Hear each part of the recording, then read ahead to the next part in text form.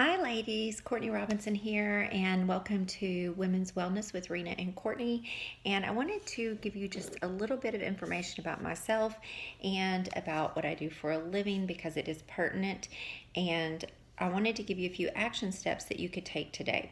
So, Rena and I have both been on this journey to lose weight and get healthier. Mine started with a health scare a couple years ago. I was about 18 pounds heavier than I am now in about a 3 month span, and I thought I was doing everything right. I was eating what I thought was healthy, I was exercising. I've always been an exercise person, I've always been conscientious of what I eat, and I just needed to make some changes. So I knew that the one thing I could do to increase my overall health was to lose some of the extra weight. And I was definitely at a higher, I wasn't, sometimes I'd be borderline on normal BMI, but I was still a little heavy for my body. And so anyways, I am a certified yoga therapist and I work in lifestyle medicine. I'm not here to promote anything I do. It just happens to be what I do, and it happens to be part of how I live my life. So I work in lifestyle medicine and intensive cardiac care. I'm the stress management specialist, but we also have a program that works on diet and exercise. So I was trained in that program, and I have a lot of information that I use for myself to be healthier and that I can share with you. I'm married. We have 6 kids together, and they are grown, and 3 grandkids who are teenagers. I live on a farm. I work a lot of hours, but they're kind of flexible. Both Rena and I have crazy work schedules. And so I work as a contractor 5 days a week, part time, and then I help run our roofing business. And we have an Airbnb that I also run. So and I have my youngest son has a disability, and I spend a lot of time taking care of him. So I think these things are important about our lifestyles because sometimes it's easy to find excuses when we're doing a lot or when we're trying to take care of other people to not take care of ourselves. And I don't necessarily think it's a martyr syndrome because I get really sick of people blaming it on martyr syndrome. I just think as women, we're just attuned to be nurturers, and sometimes we put ourselves last. And so I wanted to give you a few action steps and observations. First of all is you have to care about yourself. It's that old adage on the airplane, you have to put your oxygen mask on first. Sorry, this little strip of hair is driving me nuts. You have to put your oxygen mask on before you can help someone else. And when I really noticed this was I was getting up every morning, making my kids breakfast and lunch, packing their lunch. I was putting out their vitamins, but I wasn't doing the same for myself. I was living on coffee and maybe a breakfast bar.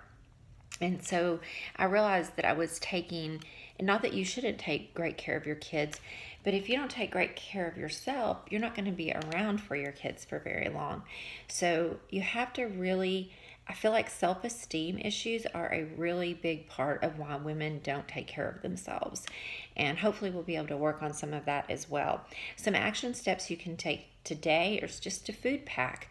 It doesn't have to be complicated. It could be as simple as grabbing an apple or an orange to go with you, or a package of, I'm cutting down on nuts right now because of the calories, but it could be a little package of nuts, or anything, a banana and some nut butter, anything at all that you can just grab and go, so that if you get hungry out and about, that you're not going to starve and eat more. And I would also tell you to make sure that it is a whole food, that it looks like it was in nature. So maybe you might grab a little hummus pack. Obviously that's been processed a little bit, but it's pretty much just garbanzo beans and a pack of carrots, and maybe one of those cutie oranges.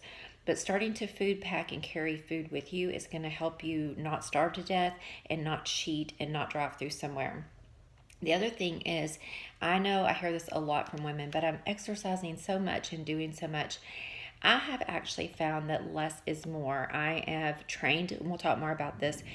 I was doing walking and yoga and going to the gym, lifting weights a few times a week, and I have changed the way I work out. I was working out, my last count before I started this program that I'm on now, and it's not multi-level. It's just a little program I do for like $40 total forever.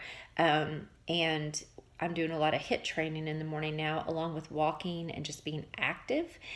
One of the things that I found was I was doing so much, but I wasn't getting the results. I was still 20 pounds heavier. I was pretty fit for a heavier person, but I just wasn't getting the results. And as I've gotten into menopause, the weight has shifted and changed. And actually, I have found that less is more right now. I do less, I do shorter bursts of exercise, and then I fit in like a lot of other activity, if you will, into my life so that it doesn't feel like I'm exercising. A lot of my social time is spent around hiking or going on walks with people or friends. The last thing I want to say is just be mindful of cutting out hidden calories. This is one area where the scale was not moving. It was stuck, stuck, stuck. And I could not realize what it was. And I am vegetarian. I was using a lot of plant based butter and oil to cook. And I had been kind of on the fat is good for you kind of kick for a long time. And I'm not here to say it's bad for you. We're not going to debate that because there are definitely different things that have worked for me that seem completely opposite. But if you're adding a lot of oil to your food, the way I started cutting down on that was I started measuring it out. So, like, I would measure out a teaspoon of olive oil instead of just pouring olive oil all in the pan. I would measure out like a teaspoon of butter rather than just glopping it out of the container. And that is something that I feel like has really helped me without a lot of noticeable difference. I've been cooking potatoes without oil. I've been using broth to saute. Some things, like I had some okra last night and I was craving fried okra. I used a little bit of spray olive oil just to give it a little bit of a coating with all the veggies, and it was so good. I roasted it. So I'm not completely oil free, but I'm definitely gearing that way. So cutting out some hidden calories. So that's 4 things. Work on your self esteem.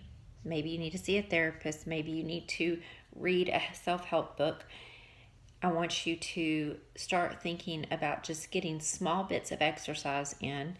Pack your food, whether it's just grabbing an orange, don't overcomplicate things, and be mindful to start measuring your oils and butters and reducing the amount that you're taking in.